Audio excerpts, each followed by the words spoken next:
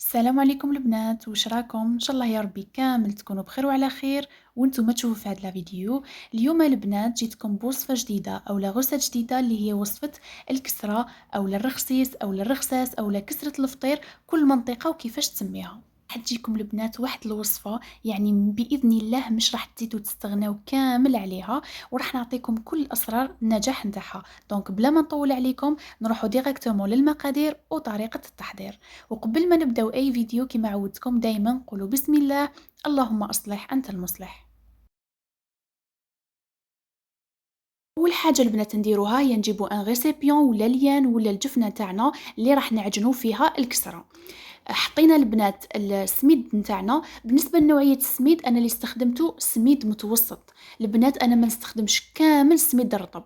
علاش البنات ما نستخدمش سميد الرطب في الكسره نتاعي؟ لانه البنات كيما على بالكم انه الكسره تحتاج السميد يكون مبسس مليح، ولو كان ديروا السميد مبسس وزيد يكون رطب راح يجيكم معجن.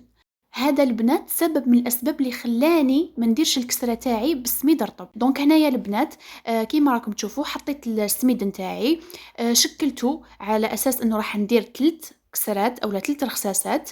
وانتم البنات عندكم الحريه شحال حبيتوا ديروا لا كونتيتي.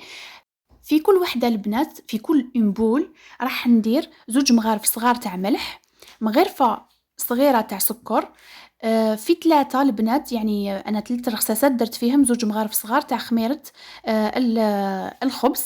خميرة الخبز البنات ماشي خميرة الكاطو. ونزيد البنات نضيف عليهم شويه تاع سانوج اولا الجلجلان، كيما تقدروا البنات تضيفوهم للزوج اولا تستغناو عليهم للزوج، يعني هذه البنات مساله اختياريه. بلا ما نساو الزيت اللي هو ضروري في الوصفه تاعنا. كيما تقدروا البنات ديروا زيت زيتون وما ديروش الزيت كيما تحبوا نتوما. هنايا البنات مور ما خلطنا كامل النواشف مع بعضاهم اولا المكونات الجافه مع بعضهم، بدينا نضيفوا في الزيت نتاعنا. الزيت البنات ما نقدرش نمد لكم شحال بالضبط. نفس الشيء البنات بالنسبه للماء. هنايا البنات كيما راكم تشوفوا نقعد نخلط في السميد نتاعي وندخل هذاك الزيت فيه، يعني نبسو تخي تخي بيان. زدت ضفت البنات هنايا شويه تاع الزيت ونقعد نبسس، يعني نكمل في العمليه. راح نوري لكم البنات وقتاش تحبسوا الزيت، يعني راح نوري لكم لا تيكستور تاع السميد كيفاش راح تكون.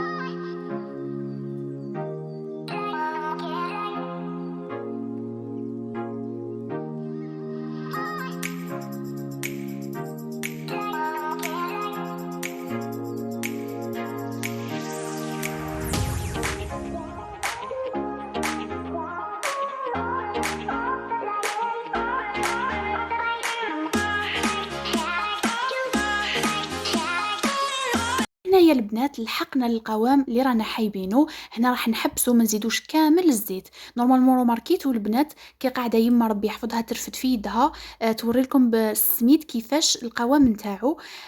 وهنا البنات ديريكتومون ضفنا حوالي نصف كاس تاع حليب، يعني اللي ما توفرش عندها حليب بودر تقدر دير حليب نورمال يعني تاع شكاير ولا كونديا، يعني واش متوفر عندك. هاد الحليب ولا دور الحليب هنايا يعطيك الاحمرار، يعطيك هذاك الاحمرار اللي بزاف هايل. تقدروا تعوضوه. اللي ما عندهاش حليب تقدر تطم نورمال بالماء، باسكو حنا البنات شوفوا رانا كملنا طمينا بالماء. نقعدوا البنات نضيفوا في الماء حتى نتحصلوا على عجينه تكون شويه طريه، ما ديروهاش يابسه البنات، باسكو حنا ما نسحقوش العجينه تاعنا تجي يابسه وتتشقق لنا من لي كوتي. دونك البنات ديروا الماء، ديروا الكميه لبس بها حتى تحسوا بلي العجينه تاعكم يعني راهي طريه ما تكونش يابسه.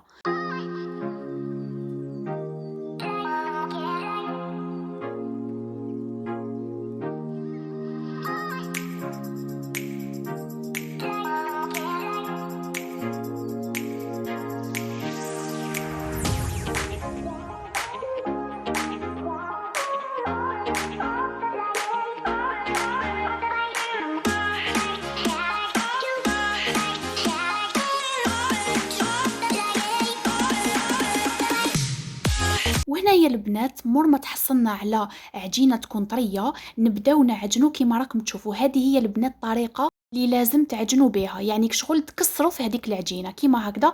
هاد الطريقه البنات تساعدكم انه الحبيبات تاع السميد نتاعكم يطراو في هاد المرحله. البنات ما تخافوش، باسكو كاين بنات يخافوا العجينه تكون طريه، يقولك ما نقدروش نتحكموا فيها وما على باليش وشنو. دونك هنا البنات مور ما عجنتوها غير شويه كيما راكم تشوفوا لقاوها تلاصق بين اليدين، خلوها تروبوزي 5 مينوت، يعني غطوا عليها بنفس الجفنه اللي درتو اللي عجنتو فيها او الليان ولا الغيسيبيون حوالي 5 دقائق، وعاودوا ولوا ليها. دوك تلقاو العجينه تاعكم شربت، راح تساعدكم بزاف في الخدمه وبزاف في التشكيل تاع الكسره تاعكم.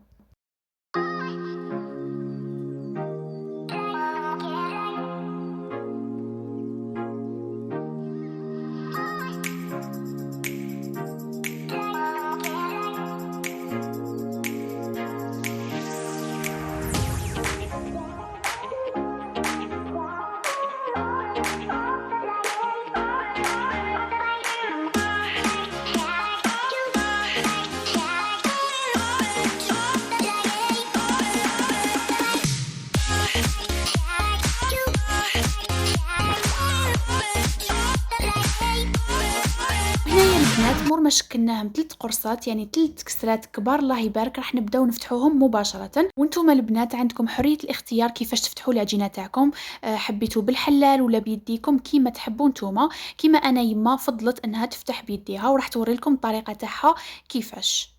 كملاحظة البنات نعطيها لكم خاصة المبتدئات، إذا كان عندك طاجين تاع الطين حطيه يسخن قبل ما تبداي تفتحيه في القرصة تاعك.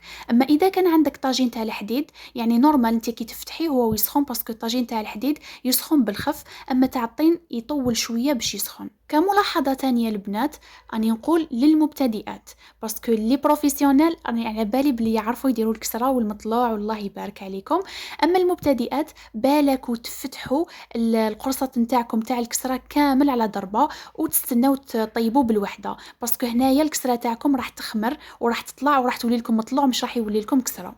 وبالنسبه للبنات السمك تاع القرصه تاعكم ما يكونش خشين بزاف وما يكونش رقيق بزاف، يعني نتوما لازم تتحكموا في السمك هذاك. وهنايا يما ربي يحفظها حبت تشارككم طريقتها كيفاش تفتح الكسره تاعها، وقالت لكم كنصيحه للمبتدئات كي تفتحي الكسره تاعك بصبعتك عاودي ارجعي عليها بالكف تاع يدك هكذا باش ما يقعدوش لي طراس تاع صبعتك في الكسره. وهنايا البنات كيما راكم تشوفوا مور ما سخن الطاجين تخي بيان، حنا نستخدموا البنات الطاجين تاع الطين، يعني ما يفرقناش كامل. وجامي درت الرخساس ولا الكسره في الطاجين تاع الحديد، انا ما نحبوش كامل هذاك تاع الحديد، والفنا بتاع الطين وراح نكمل ان شاء الله ان شاء الله بتاع الطين. دونك البنات مور ما سخن تخي بيان تحطوا القرصه تاعكم وما تخافوش كي تجوا تحطوها. يعني هنا حبيت نشارك معاكم زوج كيفاش تحطيهم، تحطوهم يا البنات بلا عقل، يعني ما تخافوش خاصة إذا كان الطاجين سخون. يعني كاين بنات كيجوا يحطوا القرصة تاعهم يهربوا يديهم ويخافوا وهكذا تخسر لهم القرصة تاعهم.